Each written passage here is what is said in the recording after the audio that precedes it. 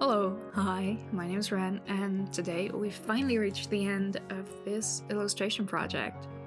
It has taken quite a while, much longer than I expected it to, frankly, but I am very happy to say it is over, and now we can review it. I've mentioned this before in my video on the finished ink sketchbook, but I personally find it very useful and interesting to look back over a project once it's finished and see what I can learn from it for the next thing. Because there's always a next thing. So let's talk about this bad boy and the epic highs and lows of art projects. This was actually the first time I've tried doing something like this, of this scale at least. I've done some illustration series before, but they were usually short and finished over a much longer period of time. This was kind of an unknown territory, so I am not surprised that it went off the rails pretty early on. One of the first things I like to check in on with regard to expectation versus reality for a project like this is how long it took me to complete it. I try to guesstimate beforehand based on previous art I've done, and most of the time I'm still kind of off. Or very off. Like this time. I don't know why, but I had the utterly deranged assumption that each of the paintings would only take about 1.5 to 2 hours, which they absolutely did not, especially given the drying time required between the different layers. So that already threw out any and all expectations of how quickly I could finish this. It also didn't help that I decided to redo 3 of the paintings, or that I got sick. Nice. So overall, this whole experience took at least twice as many hours as I expected and about 3 more weeks than I planned, which totally did not throw off my project timeline for the rest of the year or anything. I mean, not like that thing wasn't wishful thinking from the start, but you know, my beautiful plans. Anyway, I realized I was off on my estimation while working on the first painting, so I kind of gave up on the timeline early on and tried not to let it bother me. It's normal that I think things will take drastically less time than they ultimately do. Something else that hit me with the first painting and that I tried to fix after is something I've already mentioned extensively in the previous videos, and that is that I should have done more, or at least more focused, prep work. If you remember, at first I started out with just some thumbnails and some color notes. Eventually I also did some colored thumbnails, but even that was honestly not quite enough. What I really would have needed was some references, some more specific ideas on details to add to the paintings, and a general sense of what style I wanted to go for. But I didn't do any of that. I didn't even really detail the sketches I traced onto my watercolor paper, which, looking back, feels kind of crazy. Why did I do that? The thing is, and this is not a new issue, I notice this in myself a lot. The moment I have a vague plan, I get excited, and I want to start painting right away.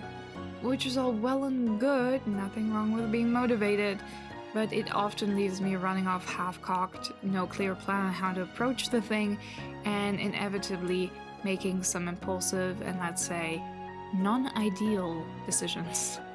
And of course, while I work digitally, this isn't an issue. I can just make the shitty layer invisible and start over with what I've learned from those mistakes.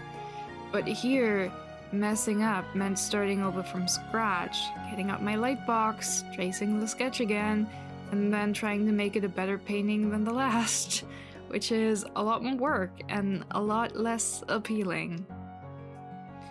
As a result, a number of paintings in this project are just kind of meh to me, and I didn't bother trying to fix them because frankly I did not want to, and also because my original idea was to keep it a fun, chill project where I was just experimenting a bit with ink, so redrawing every one of them over and over would have been absolutely against the spirit of the endeavor.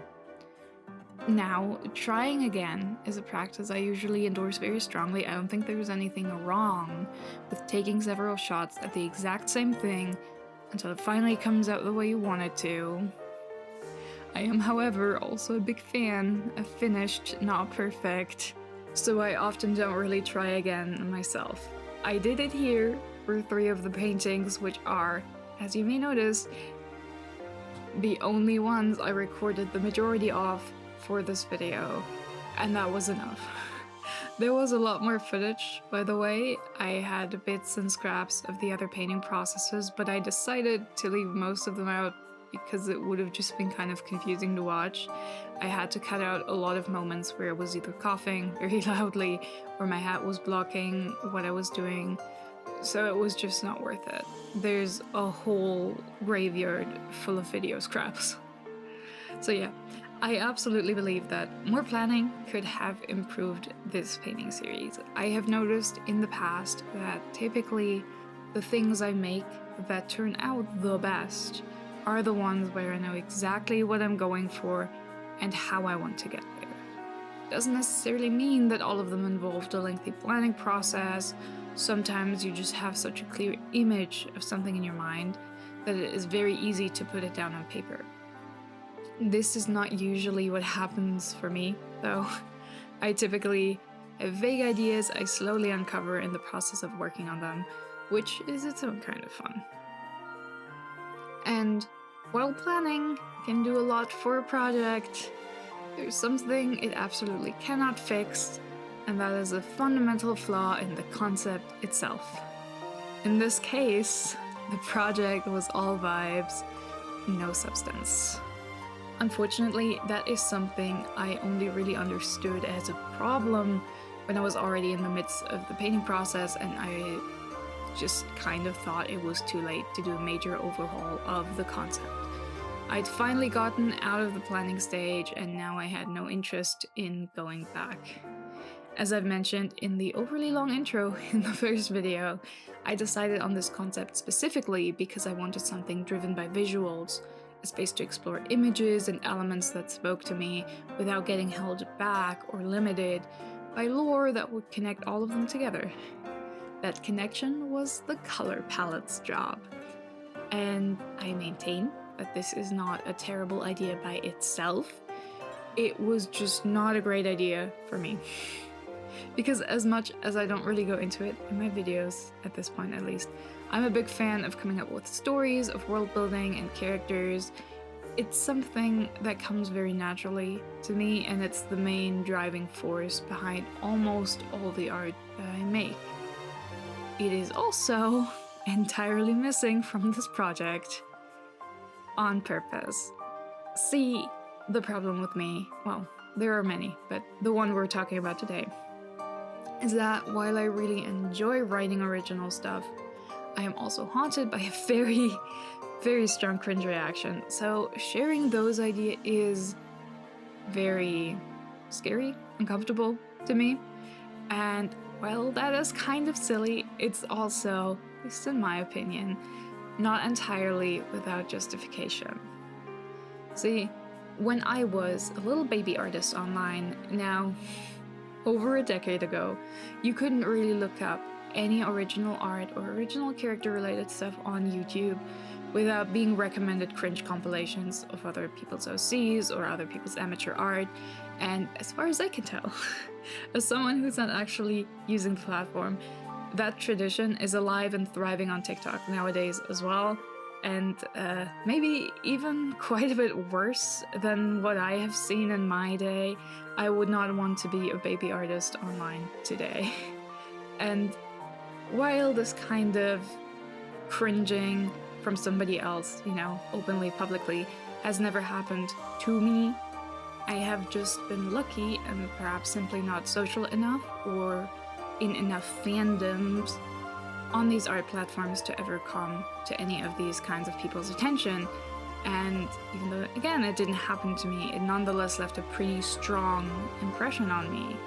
Which is why, besides the garden variety social anxiety I experience anyway, I've always struggled with actually communicating any of the millions of words of OC lore and concepts that have collected in my brain and notebooks over the years, even to people who are my actual real-life friends, because the idea of it has simply become too mortifying to even consider most of the time. And this kind of cringe extends not just to talking about all my silly fictional stuff, it also left a very strong impact on the actual art I have been, and frankly still am making to this day. I always shy away from the things that I am most invested in and that are interesting and creative, at least in my brain, at least to me, because the longer I think about them, the more I get convinced they are absolutely too cringe and embarrassing to share or to even make, ever. So I have spent a lot of time making bland and inoffensive and, more importantly, kind of meaningless art, and that's, I think, one of the things that really contributed to how hard my burnout hit me. I was spending all that energy on making a lot of stuff, and regardless of whether it looked nice, some of it certainly did, it just didn't mean much to me. So it felt almost like a waste, even if to some degree any piece of art, no matter how vacuous, can always contribute towards improving your skills. And I also know that that's not something I want to be doing going forward. I would much rather make and share art that's meaningful, if not to anyone else, then at least it'll be worth it to me, the only person that really matters in regards to making my own art, right? Like, obviously. And this project, to come back to the actual focus of the video, was meant to be a baby step in the right direction. I was going ham on visuals and vibes I liked, and in its defense, that did make it a lot more fun, but it didn't help me with feeling like it's kind of empty in the same way a lot of my other art is. I can't really put it into better words, but it feels like something is missing. And I think, at least in part, what's missing, not just on a vibes level, but just visually speaking, is more details. I had the basic thumbnail ideas down and was pretty satisfied with them, but I kind of forgot that a full painting is much bigger and as such requires a bit more stuff to look complete, let's just say. At the time, I couldn't think of anything good, and I think that had I had more of a lore foundation that connected these illustrations, the details would have suggested themselves, or at least would have been much easier to grasp. And while I do think this whole thing is fundamentally flawed from the beginning, I don't think there could have been another way I would have done it. The last thing I would have been interested in doing would be to jump into the deep end of making personally meaningful art, and not just one piece, but several, and then to also share that process. I would have expired. And so, in the nature of compromise, it got done, but I'm not satisfied. Classic. Besides all of that, all of that deep stuff, another stumbling block for me was that, unlike with the ink sketchbook that I filled earlier this year, these were full-on illustrations, so unlike that project, they carried a certain pressure with them. I remember that when I planned the whole thing, even when I started it, I was sure this would be a low-stakes, quick, fun little thing, and I tried, okay? I really tried to keep it low stakes. But somehow the perfectionism still wiggled in through the cracks in my conviction, and I ended up very concerned with whether these turned out well or not. Concerned enough to try and redo the ones that weren't good enough. Obviously, that didn't last, because frankly, I knew I'd be redoing the same ones over and over for who knows how long, and that was simply not a future I was interested in pursuing in the least. So I had to make peace with the paintings not turning out as cool as I had originally envisioned, and as I always say, it is what it is. And of course, once I got sufficiently far into the project, I resorted to a sort of fuck it attitude, because I got tired of it and I just wanted it to be over. Sometimes it happens that you just hold out long enough for your perfectionism to pack up shop and leave you to make art in peace. Actually, for a while I was considering that maybe if I had just added a few more extra low stress sketches and explorations in the beginning, some practice pieces, it would have been easier. And the final pieces would have turned out better. But that was the devil talking. I think if I had tried it, I would have been stuck in a perpetual loop of just trying to find more and more low pressure practice opportunities, and I would have never gotten around to doing the actual paintings. Which, may I remind you, were already meant to be a bit more messy and exploratory and low stress. Alas, at least, this is one trap I didn't fall into while working on these, but it was close. I think the problem here really is that as long as I don't paint a lot more and a lot more regularly, traditional illustrations will always carry a certain intimidation factor. I'm just not confident enough in my own skills at this point to know that things will turn out well.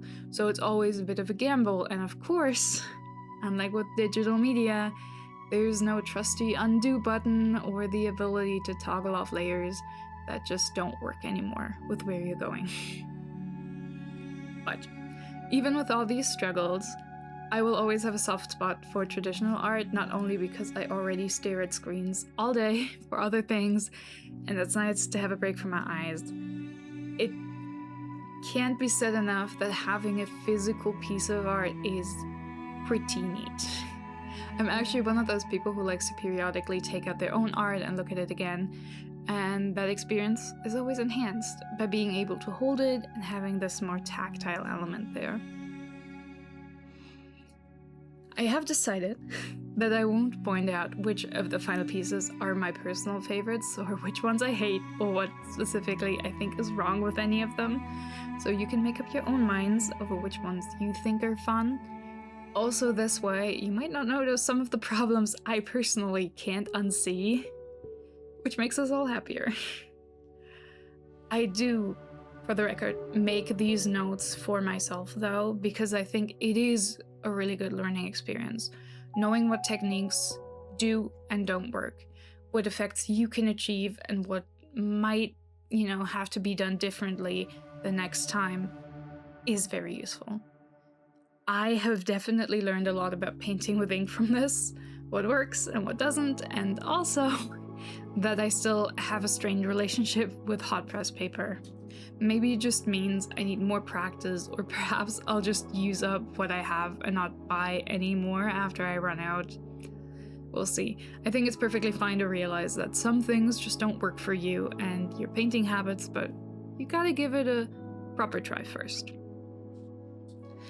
And after all this, I feel like this whole reflection might come across as rather negative, given how much I've managed to talk about things I don't love about the project, but I need to say and make it very clear, I came out of this with a very positive feeling and wanting to paint more.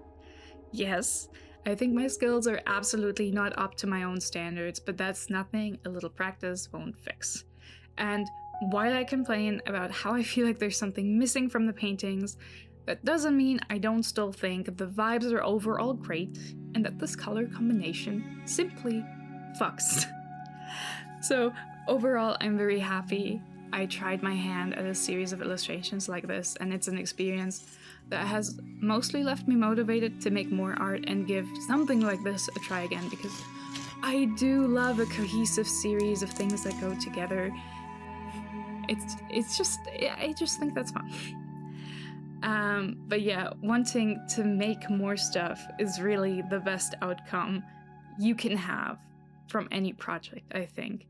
So overall, even with all my silly little nitpicks, this is a real win for me. As always, I would be very curious as to your favorites from all these paintings. As I said, I am keeping my own opinions close to my chest this time around, but I would love to know what other people take away from them. Thank you for sticking around until the end, and I will see you around.